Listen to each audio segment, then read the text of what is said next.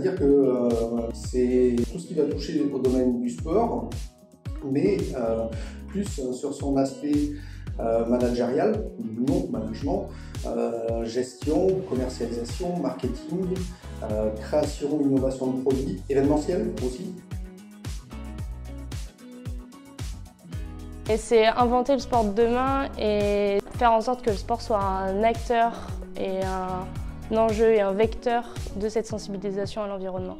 Il y a beaucoup d'intervenants, il y en a certains qui sont vraiment très intéressants. C'est vrai que la théorie, de plus en plus, j'ai du mal, mais mes pratiques, dès qu'on nous met en action, moi, ça me fait kiffer. Surtout de ne pas tout attendre des cours qu'on dispense, mais d'avoir de la curiosité, du dynamisme, de définir progressivement ses envies, ses projets, pour qu'il soit acteur de sa formation et non pas spectateur de sa formation. Si les gens veulent venir en MS, ce soit quelque chose qu'ils aient en tête, que vraiment, c'est vraiment la conduite de projet et comprendre tout ça. Ça peut être soit la vente, la gestion de produits, ça peut être aussi le développement de produits. Forcément, on travaille dans le sport, on va travailler avec des associations, on va travailler avec des personnes qui travaillent plus ou moins tout le temps rattachées au sport. Et la connaissance du milieu, elle est essentielle. Savoir comment fonctionne une association, déjà, c'est essentiel. Comment fonctionne une entreprise qui ne va pas du tout avoir les mêmes attentes qu'une asso. Tout ça, s'il ne le sait pas, ça va être assez compliqué. La première chose à voir, c'est l'humain.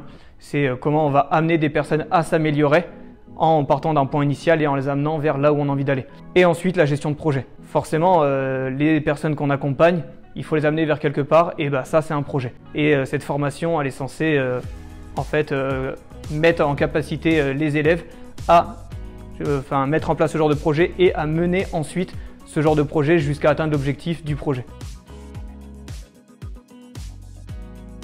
Alors les cours spécifiques, par exemple, il y a entreprise et marque de sport qui portent sur tout ce qui porte sur l'entreprise, le développement d'une entreprise dans notre vie, qui nous explique comment construire un projet et comment le soutenir derrière. En L2, L3, on aura plus de spécialisation. En L2, on continuera à avoir un tronc commun. Et après, en L3, on aura plus des matières de droit du sport, marketing, communication, sociologie, voilà. Du coup, en MS, en tout cas en L3, les matières que j'ai eues cette année, on a eu l'occasion de faire gestion d'innovation, de la culture entrepreneuriale.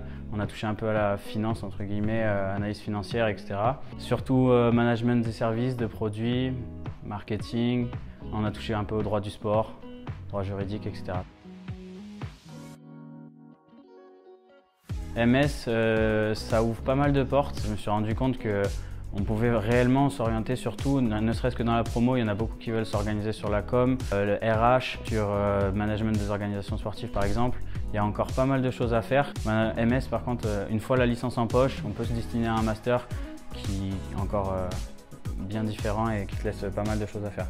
Tout ce qui est engagement associatif, tout ce qui est prendre part à un projet.